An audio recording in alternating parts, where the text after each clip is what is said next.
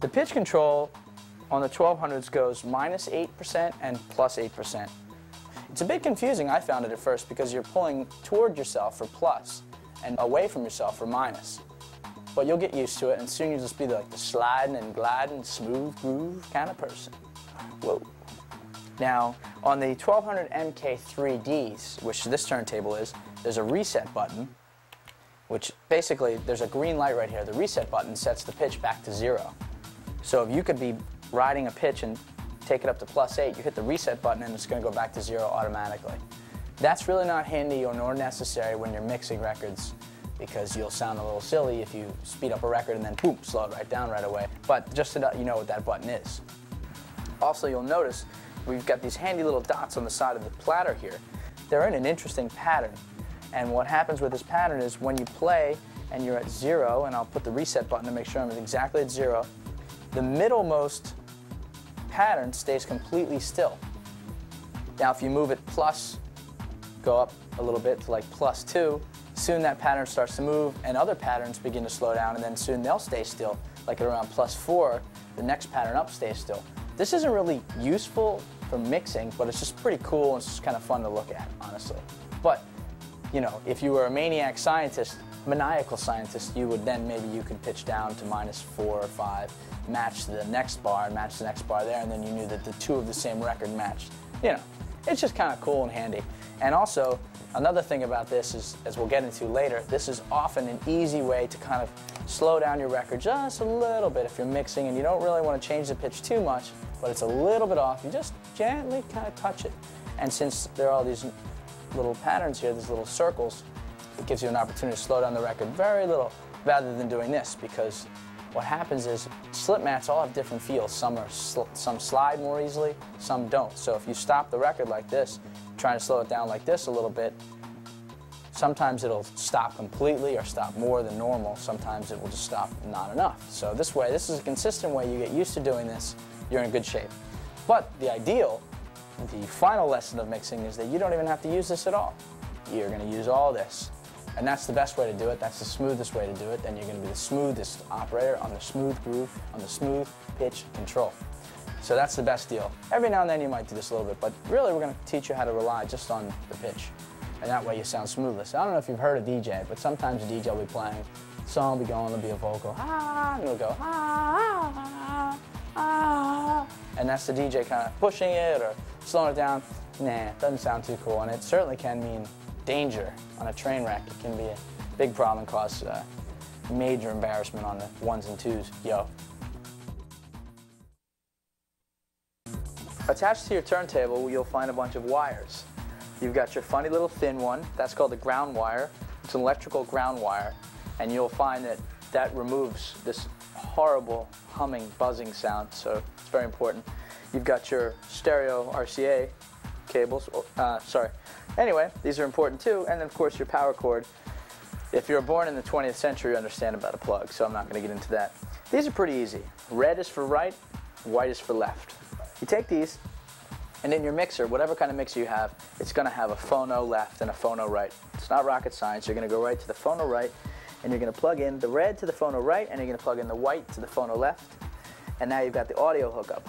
Now, very important is this super little minuscule ground wire. It's an electrical ground, and what you have to do is you have to attach this to the mixer. Usually there's a ground point on the mixer, something that'll say GRND or ground, and basically that's going to be some kind of little screw-in thing or something. You know, it depends on the make of the mixer, but very, very important. Do not ignore this wire. You must attach this to the mixer. It's electrical ground. Your stuff will sound much better with it attached. Here we are attaching it. Notice the bald cone head, and voila, we're ready to play records, almost. Now, when you're using your mixer, this is a big fancy mixer. This is a Vestex PMC55. Whoa! There are all kinds of cool mixers. There's the Pioneer. Whoa! Techniques, you know, there's all kinds of great mixers. One thing all the mixers have in common is they have separate lines for separate channels. They've got phono 1 or program 1, phono 2, program 2, line 1, line 2, etc., blah, blah, blah. We're using 2 turntables here. We need 2 phono setups. So we're going to use programs 2 and 3. So we take the left turntable here, we're going to plug that one in, as we did, over to program 2, phono left and right, and then we're going to take the right turntable and we're going to put it into 3, left and right on phono. Basically, so your record player is hooked into one phono of one line, and the other record player is hooking to another phono of another line. Not the same program, they're separate. That way, when you're using your mixer, you can determine that we hear this one out loud or this one out loud. Mixers can look intimidating. Some of them are pretty crazy with lots of big dials everywhere and stuff like this, but all it really is a simple volume control. That's it. It's an individual volume control for this channel, and it's an individual volume control for this channel. Or the crossfader chooses this channel, or both, or a little bit of both. Mostly this channel, a little bit of that channel, blah, blah, blah. Pretty simple. The EQs on here are also simple volume controls. This channel right here has its own EQ. It's got bass, mid, and high. Basically, it's got bass volume, mid volume, and high volume. So when you're playing a record, you can decide that you want to take out the bass volume for a little while. And you're rocking the record and there's not really any bass going. Then you pop it back in and it sounds real cool. Ooh, there's bass volume. Well, you didn't actually change the main volume, you just changed the individual volume of that frequency, the bass frequency.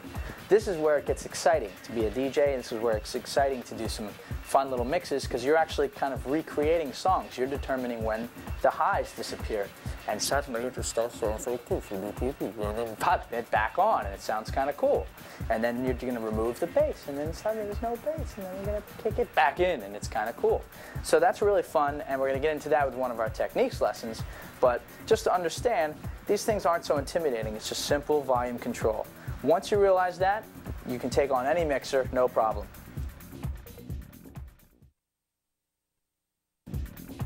Headphones, very, very important. I don't necessarily say you have to buy expensive headphones, but they are an investment.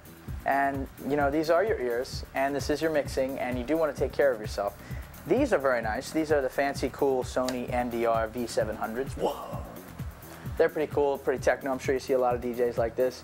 I enjoy having people look at me on airplanes as I sit like this on my PowerBook, like chilling. They're on the little things, you know, watching the movie, and I'm like, oh, it's a great movie. I love it. That's my favorite part.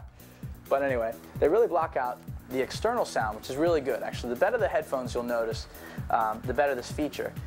They got a lot of padding here, and that blocks out everything else, so that while I'm listening in here, I can be blasting music out, or you could be in an event and they're blasting music at the event or the club, and you're only hearing what's in Q. Q is another volume trick. Basically, Q is what you're listening to in your headphones. So when I've got the volume up, I've got the crossfader up, and I'm playing all the music out of here, I'm listening in Q to the other channel. So that way I know what's going on in this turntable, and I'm getting this turntable ready, and I'm getting this record ready to play. So that's the Q. All you need now to play your records out and cut the rug is monitors. You need something to play the music out loud. We've got our headphones to listen to the records, we've got our records, we've got our mixer to change the volume, but we need something to play it out loud. These are self-powered. There are self-powered monitors, and there are monitors that are powered by a separate amplifier. Self-powered monitors are much easier to deal with, because basically all they are is a simple cable into the back of the mixer, into the output. The main out will go into the back of the monitor, and that's it. You don't need an amplifier, nothing. You're playing music. If you don't have self-powered monitors, then what you do is you take your outputs of your mixer, plug them into an amplifier, and then from the amplifier out to speakers, which isn't really that difficult. All self-powered monitors do is put it all in one package. It's easier to carry, it's cooler, it looks nicer, and generally they sound pretty good. So it's a pretty good investment.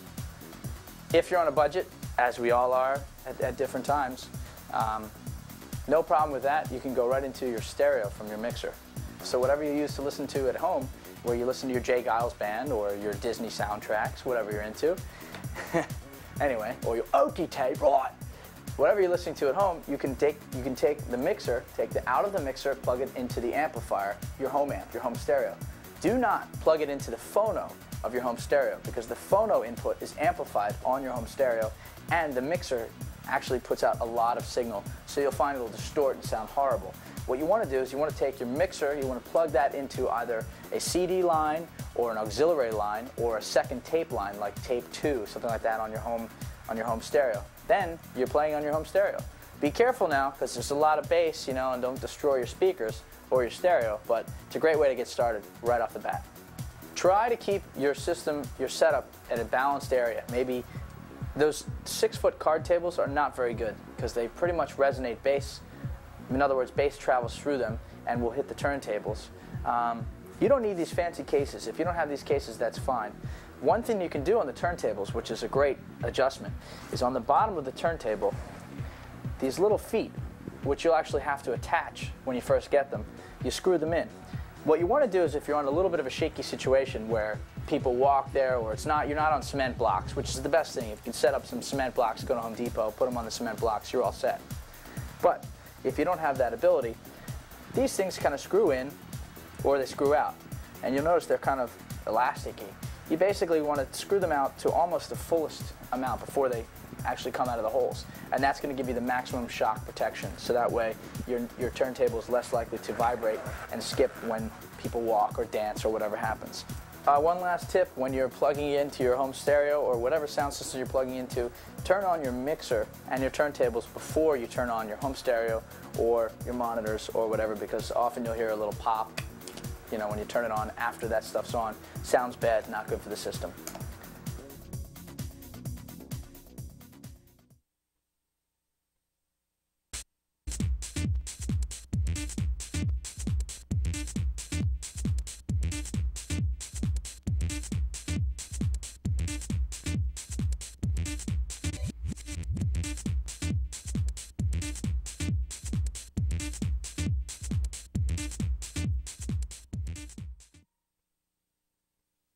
So on our mixer here, we've got multiple channels. We're using 2 channels. This turntable goes right here to this channel. This is actually channel 3 on here. This turntable goes over to this channel. This is channel 4. What we're going to be doing here is we're going to be using the crossfader with these 2. So they would both be up. Again, volume control. Both volumes will be up. However, we'll be playing this record when we have the crossfader over here. We'll be listening to this record. That's playing out loud. Woo! Girls are getting crazy. You're up there like, yeah, what's up? How you doing? Your record runs out. You know, oh, you know. And then when that record's ready, you know, time to move on. Mix this one. You're going to slide over here, volume control, crossfader over here. Now this one's gone. You can take it off. Meanwhile, the volume's still all the way up, but you've got the crossfader over. Now, how do you do that? Well, what you have to do is you have to match the beats. So what I'm going to do is I'll be playing one record on this side right here. I'll be playing this record. And I'll be killing it. The crowd will be going crazy, cheering my name.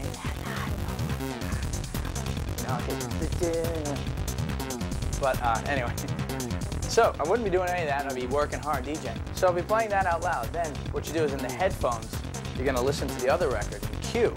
Q is what you hear. You, I, the DJ, you hear Q. What I'll do is I'll go into Q and I'll start playing this record in Q. Now, people out there dancing, they can't hear what I'm listening to in Q. I'm going backwards, whatever I'm doing, I'm just jumping the record, I'm listening to it. Do I like this record? I think I know this record, etc., blah, blah, blah. So then what you do is you get this record ready, queued up, hence Q, to go. Now, we're going to get into the technique of that. So, there are many ways to do this. An easy way, on an easy record, a lot of times records have very simple DJ intros. A DJ intro is basically a kick, or a kick and a little bit of percussion for a little while. That gives you, me, I, all of us, the DJ, the opportunity to mix it. So what you do is when you're in Q, you put the needle in the beginning of the record, and you wait, you let the record play, or you know, you can speed it up by hand. Remember, this is the only time I want you to use your hands here, because otherwise you want to use the pitch control. It's a lot smoother. But when you're just trying to find the beginning, use your hand. Okay, here. Oh, there it is. Now you find the kick. Now this is a technique that you need to work on for a while. This doesn't come overnight. I mean, this could take even up to a year just to be smooth. Just get used to your hand, and basically I'd recommend practice. Perhaps lesson 1 would be just to kind of find the kick drum, go back over it, go forward over it, see how it sounds at different speeds, kind of play with it, feel it, you know. Be the ball, feel the ball, you know. So you kind of get the feel of it, and then what you practice doing is throwing. I call it throwing. Letting the record go. You find the kick, go back over the kick, so now you know the kick is here. And you'll find often people will be very like uncomfortable, and they'll be like, whoa, and whoa. So you kind of get loose so that you're relaxed and you can just throw it in on the kick. But what you want to do is you and the magnetic turntable motor together take the record from 0 RPM to immediately, boom, for this record example, 45 RPM. You do that very quickly, so that way you find the kick, you know when to throw it in. Here comes the kick, you throw it in, and they're in the same time. Now that's the very important technique. It's very important to be very smooth at this, because if you throw it in too slow or too fast, you know, it doesn't match up, and you'll never match your beats. So the first thing to do is kind of grab a record, go to the beginning, listen to the kick drum, find it, and hold it. Another thing you got to work on is being gentle with the record. You'll notice turntablists actually often turn their turntables this way. And the reason they do that is because the angle, your hand playing with the record, if it's doing it over here on the side of the needle, all the way across the record from it, you're going to get less bounce than if you're doing it right here. So if I'm right here and I'm doing it, first of all, I might knock into the needle myself with my hand.